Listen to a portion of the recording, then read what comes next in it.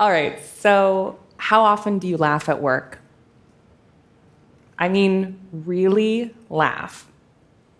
We asked some of you this question, and here's what we heard. Rarely, seldomly, and then our personal favorite. I study climate change, why would I laugh?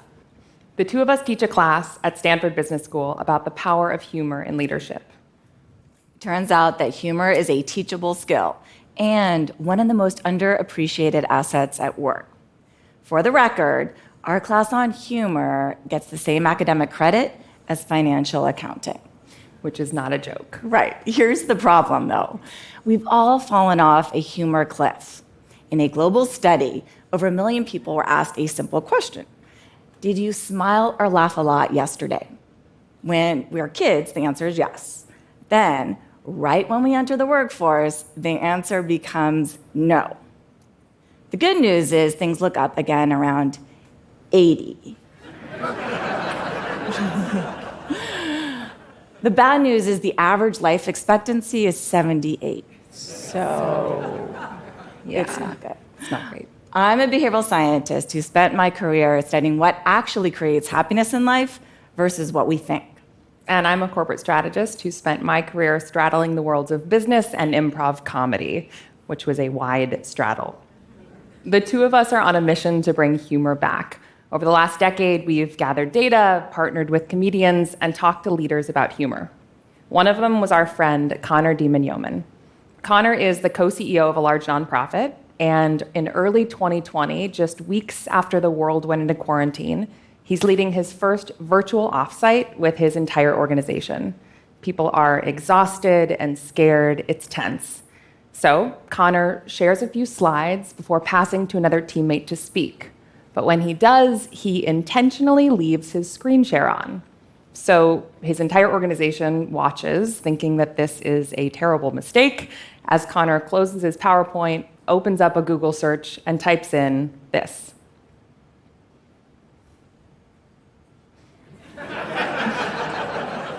Things inspirational CEOs say during hard times. Everyone laughs. It's this beautiful moment of levity, and it has real upside for Connor and for his organization, because we know from the research that leaders with a good sense of humor are seen as 27% more motivating. Their teams are more bonded and creative.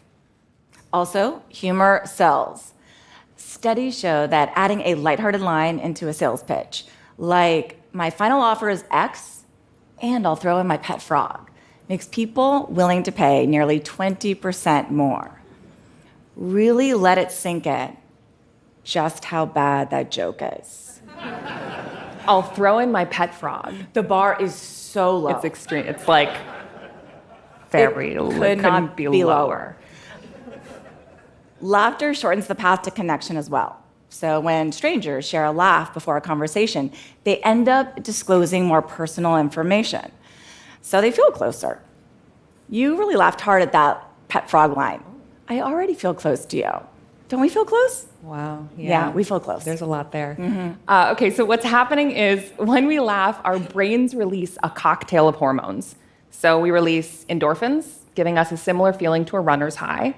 We lower our cortisol, making us feel calmer. And we release dopamine, the same hormone released during sex, making us feel more bonded. So, in essence, as far as our brains are concerned, laughing is like exercising, meditating, and having sex at the same time. But logistically easier. Also efficient. It's efficient. Yes. Yeah. There's a lot to it. All right, so humor works. And the really good news that we want to talk about today is that this humor clip is actually easy to fix. Isn't that better? 10 years, but we got there, right? Just a little Sharpie. Okay, no, the actual good news is that our lives are full of humor if we know how to look for it. Here's the secret. Don't look for what's funny, just notice what's true.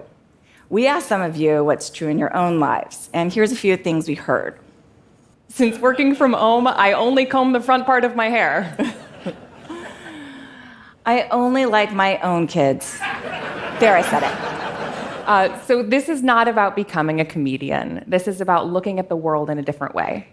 There's a psychological principle called the priming effect that says our brains are wired to see what we've been set up to expect. In essence, we find what we choose to look for. So when we live our lives on the precipice of a smile, we shift how we interact with the world, and in turn, how it interacts back. It's also about being human, which should be easy because we are human. But at work, it's oftentimes harder than we think. In a recent survey, people were asked what traits inspire trust in a leader. One of the top responses, speaks like a regular person. When work gets serious and life gets busy, we become transactional. And yet these small shifts are enough to move us from transactional to human. As small as a single word, like how we often sign off our emails, best. What does best even mean? Are you the best? Am I the best? Why do I need to tell you that? We can do better than best. Instead, how about When you've been up all night, yours heavily caffeinated. when you're talking about financial accounting? Let's never speak of this again. And on rare occasion, I'm the best. Sometimes you just gotta let people know. Now, it's easy to believe that if we take our lives or our mission seriously, the presence of humor betrays that mission, that gravity and levity are somehow at odds. But our research tells a different story. We met with Secretary of State Madeleine Albright, who told us the time where the Russian government had bugged the US State Department, a serious breach in international diplomacy. After learning about the bugging, Secretary Albright then went to her next meeting with the Russian foreign minister wearing a bug pin, an enormous bug pin.